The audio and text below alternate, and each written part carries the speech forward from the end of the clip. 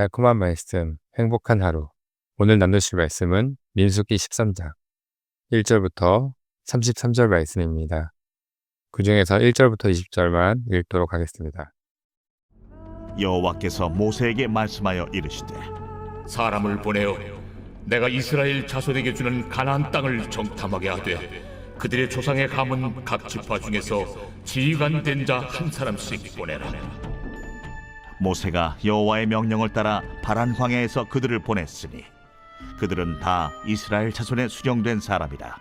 그들의 이름은 이러하니라. 루벤 지파에서는 사쿠리의 아들 삼무하여, 시므온 지파에서는 호리의 아들 사바시요, 유다 지파에서는 여분네의 아들 갈렙이요, 이사갈 지파에서는 요셉의 아들 이갈이요, 에브라임 지파에서는 눈의 아들 호세아요, 베냐민 지파에서는 라브의 아들 발디요, 스불론 지파에서는 소디의 아들 갓디엘이요, 요셉 지파 곧 므낫세 지파에서는 수시의 아들 갓디요, 단 지파에서는 그말리의 아들 암미엘이요, 아셀 지파에서는 미가엘의 아들 수두리요, 납달리 지파에서는 웁시의 아들 나비요, 갓 지파에서는 마기의 아들 구엘이니 이는 모세가 땅을 정탐하러 보낸 자들의 이름이라. 모세가 눈의 아들 호세아를 여호수아라 불렀더라. 모세가 가나안 땅을 정탐하러 그들을 보내며 이르되 너희는 네겝길로 행하여 산지로 올라가서 그 땅이 어떠한지 정탐하라. 곧 그 땅 거민이 강한지 약한지 많은지 적은지와 그들이 사는 땅이 좋은지 나쁜지와 사는 성읍이 진영인지 산성인지와 토지가 비옥한지 메마른지 나무가 있는지 없는지를 탐지하라. 담대하라. 또 그 땅의 실과를 가져오라. 하니 그때는 포도가 처음 익을 즈음이었더라. 교회 수련회에 참석해 보신 분들은 공감하실 것으로 생각됩니다. 수련회 날짜가 다가오는데 날씨 예보가 점점 마음을 무겁게 만들 때가 있습니다. 수련회 기간에 태풍 소식이 있습니다. 큰 비가 예상됩니다. 이런 이야기를 듣게 되면 성도님들의 반응이 갈리기 시작합니다. 어떤 분은 이렇게 말합니다. 이번 수련회 어떡하지? 잘 진행할 수 있을까? 홍수에 차가 못 들어가면 어떡하지? 야외 프로그램은 다 취소해야 하는 거 아니야?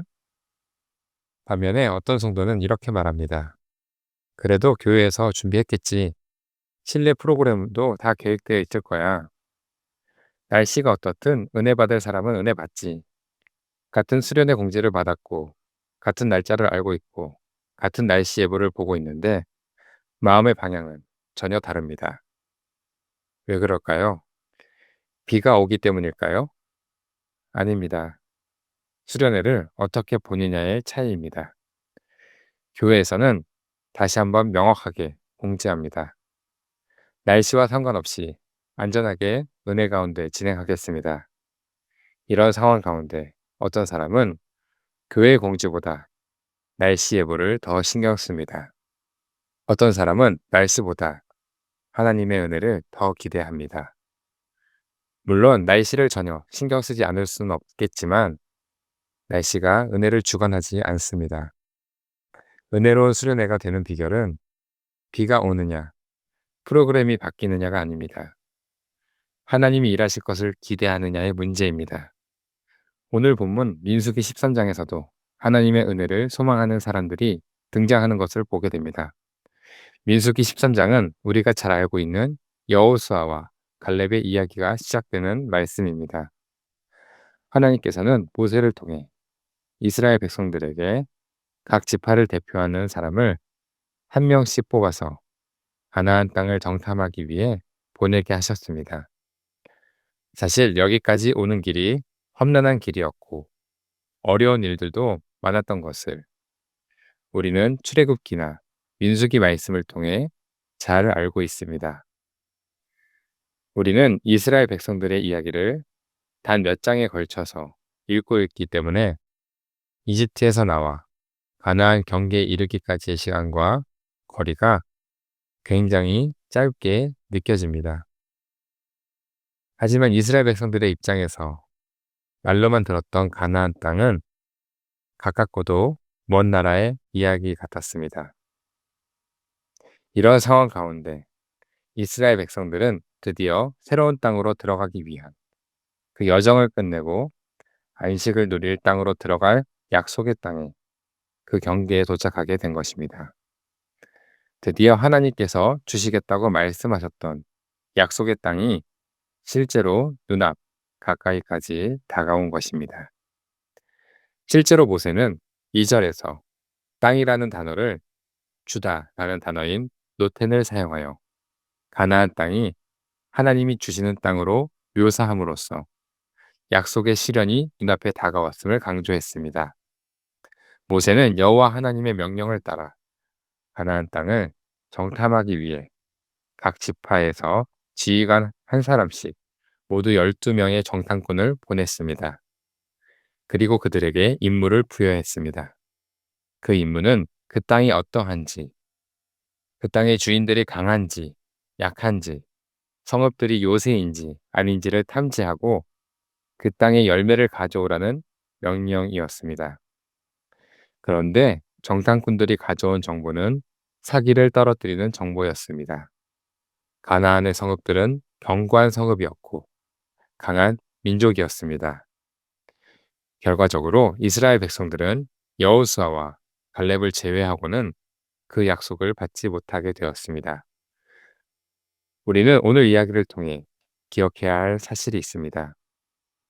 하나님께서는 신실하게 그 일을 이루어 가시며 우리를 회복하시고 축복의 땅으로 인도하신다는 것입니다. 이것은 오늘날도 마찬가지입니다. 죄 가운데 있는 인류를 구원하시기 위해 이 땅에 예수 그리스도를 보내주셨고 죄를 용서해 주셔서 하나님의 자녀로 거듭나게 하셨습니다. 이 약속을 성경을 통해 우리에게 보여주신 것입니다. 오늘 이야기에 등장하는 여호수아와 예수님에게는 공통점이 있습니다. 그 공통점은 바로 구원자라는 이름입니다. 성경에서는 이름을 중요하게 여겼습니다. 하나님과 인간의 약속에 대한 증거가 이름으로 표현될 때가 많았기 때문입니다. 에브라임 지파에서 정탐꾼으로 선출된 여호수아의 본래 이름은 호세아였습니다. 그 이름의 뜻은 구원자였습니다. 모세는 그 이름을 여호와께서 구원하신다라는 뜻으로 여호수아라고 바꿔주었습니다. 예수라는 이름 역시 여호수아에서 유래되었습니다. 여호수아란 이름은 헬라어 발음으로 이에수스가 되었고 라틴어로 예수스가 됩니다. 여호수아와 예수는 같은 이름입니다.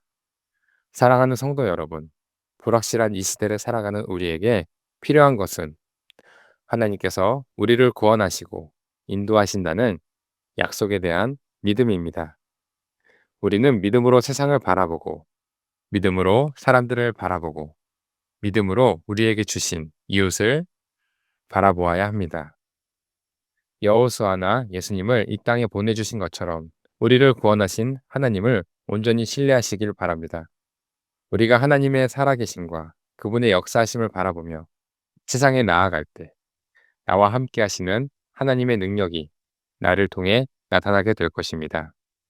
오늘 하루를 살아가는 동안 정탐할 땅, 약속의 땅을 주신 하나님을 바라보며 아직 약속의 땅을 받기 전이지만 자신들에게 주어질 약속의 땅을 기대하며 그 땅을 정탐하기 위해 떠났던 여호수아와 갈렙처럼 우리의 믿음이 하나님이 주실 약속을 바라보며 나아가는 하나님의 거룩한 백성으로서의 삶을 살아가시기를 주님의 이름으로 축복합니다.